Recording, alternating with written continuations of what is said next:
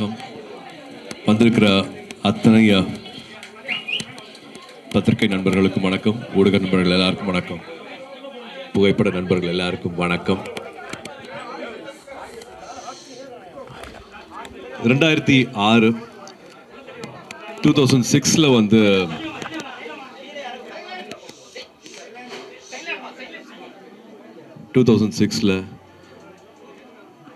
ஒரு சின்ன அறையில் உட்காந்து யோசிச்சு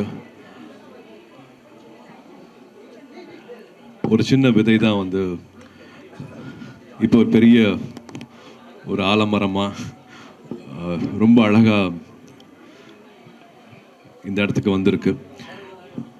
2006 வந்து கஜினி முடிச்சுட்டு எனக்கு இவ்வளவு அன்பும் மரியாதையும் கொடுக்குற நம்ம மக்களுக்கு, நம்ம சமூகத்துக்கு நான் என்ன அர்த்தமுள்ளதாக நான் என்ன தந்துட முடியும், எப்படி என்னோட அன்பை தெரிவிச்சுக்க முடியும் அப்படின்னு யோசிக்கும் போது ஞானவேல் அவர்கள் கேட்ட கேள்விதான்.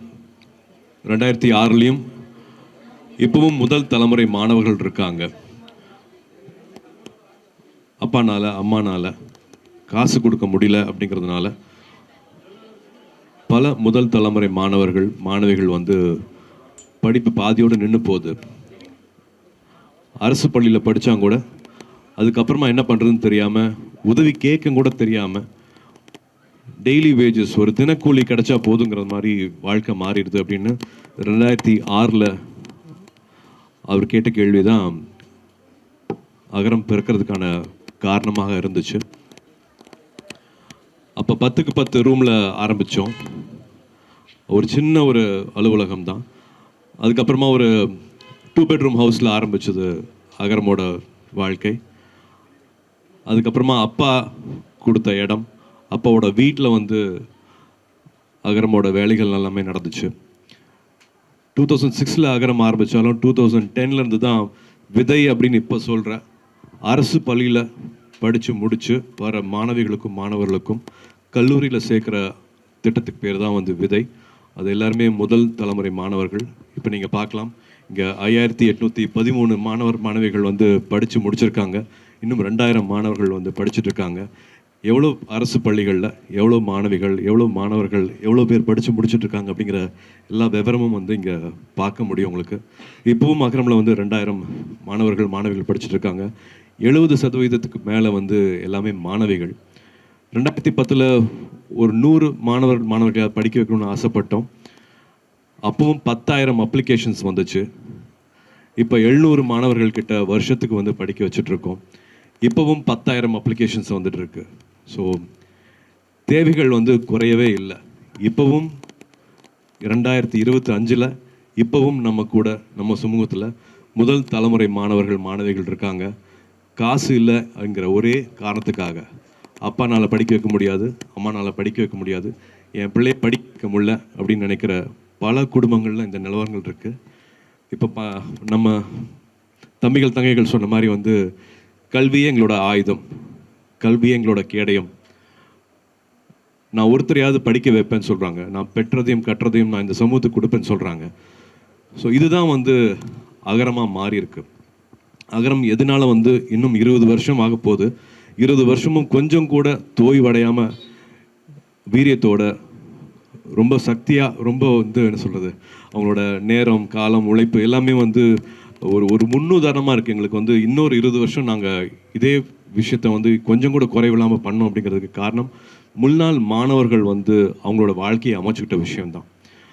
தனக்கு மட்டும் பண்ணிக்காமல், தான் குடும்பத்துக்கு மட்டும் பண்ணிக்காமல், இப்போ மாணவிகள்லாம் வந்து அவங்களோட பிள்ளைகளுக்கு மட்டும் பண்ணிக்காமல் இந்த சமூகத்தையும் சேர்ந்து அவங்க யோசிக்கிறது தான் வந்து அகரமில் இருக்கிற ஒரு மாணவ மாணவிகளையும் வந்து கொஞ்சம் கூட எந்த குறையும் இல்லாமல் என்னெல்லாம் செய்ய முடியுமோ செஞ்சிடணும் அப்படின்னு ஆசைப்பட்டோம். 20 வருஷத்துக்கு அப்புறமா இப்போ இந்த இடம் கிடச்சிருக்கு. ஏதாவது சந்தேகம் இருந்தால் அதையும் சொல்லிடுறேன். இது வந்து படிப்புக்காக கொடுக்குற நன்கொடையில் பண்ண இடம் கிடையாது. இது நீங்கள் எனக்கு கொடுக்குற வாய்ப்பு, எனக்கு இருக்கிற வருமானத்து மூலமாக பண்ண பில்டிங் தான் இது.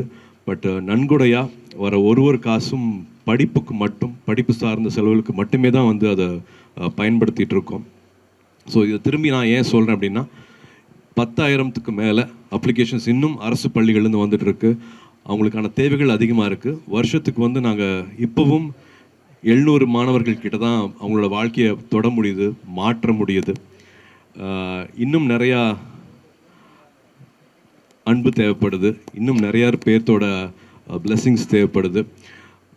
பணம் மட்டும் இல்லாமல் உங்கள் எல்லாத்தோட நேரம் தேவைப்படுது. அகரம் இவ்வளோ 20 வருஷமாக நடந்துட்டுருக்கு அப்படின்னா அது முக்கியமான காரணம் வந்து தன்னார்வலர்கள்னால. ஒரு உதாரணத்துக்கு வந்து சொல்லணும்னா, கல்வராயன் மலை இருக்குது, ஜவாது மலை பக்கத்தில் வந்து கல்வராயன் மலை இருக்குன்னா அங்கேருந்து ஒரு அப்ளிகேஷன் வருது. அந்த அப்ளிகேஷன் போட்ட மாணவரோட வீட்டுக்கு போய் சேர முடியல. இங்கேருந்து தன்னார்வலர்கள் போகிறாங்க, சைக்கிளெல்லாம் போக முடியாது. அஃப்கோர்ஸ் பஸ் வசதி கிடையாது, அங்கே போகிறதுக்கு சைக்கிளும் கூட போக முடியாது, இருசக்கர வாகனத்தில் போக முடியாது. நடந்து போய் அந்த மலை ஏறதே சிரமமாக ஒரு 9 தன்னார்வலர்கள் திரும்பி வந்துடுறாங்க, முடியலன்னு பார்க்க முடியலன்ட்டு. 10ஆவதாக மறுபடியும் ஒரு வாலண்டியர் போகிறாரு. அவர் பார்த்து அவர் அப்ளிகேஷன் கொடுத்து இப்போ அந்த தம்பி டாக்டர் ஆகியிருக்காரு. ஸோ தன்னார்வலர்களோட வேலை எவ்வளோ முக்கியம் அப்படிங்கிறத வந்து நான் இது மூலமாக சொல்லிக்கிறேன். 20 இயர்ஸ் ஆனதுக்கப்புறமா கூட இன்னும் we need lot of support. இது மக்களால் மக்களுக்காக செய்யப்படுற ஒரு விஷயமா பார்க்குறேன்.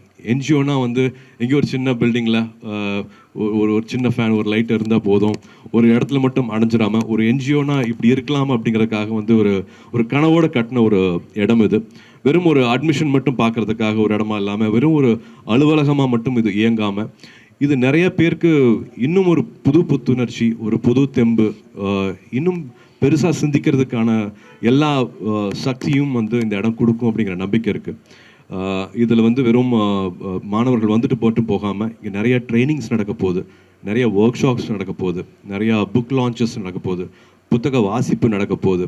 இன்னும் பல ஆளுமைகள், பல துறையில் வந்து வெற்றி பெற்றவங்க நிறைய பேர் இங்கே வந்துட்டு அவங்களோட லைஃப் ஸ்கில்ஸ், அவங்களோட ஷேரிங் வந்து இங்கே நடக்க போகுது. ஸோ இந்த கட்டடத்துக்குள்ளேயே வந்து உலகம் எப்படி இருக்குது, உலகம் நம்மக்கிட்ட என்ன எதிர்பார்க்குது, நம்ம எப்படி வந்து நம்மளை இன்னும் வந்து நம்ம எக்யூப் பண்ணிக்கணும், நம்ம இன்னும் எப்படி என்னெல்லாம் விஷயங்கள் நம்ம கற்றுக்கணும் காலேஜ் படிக்கும் போதுங்கிறது வந்து இங்கே அந்த ஒர்க் ஷாப்ஸ் மூலமாக வந்து அந்த மாணவர்கள் தெரிஞ்சுக்க போகிறாங்க.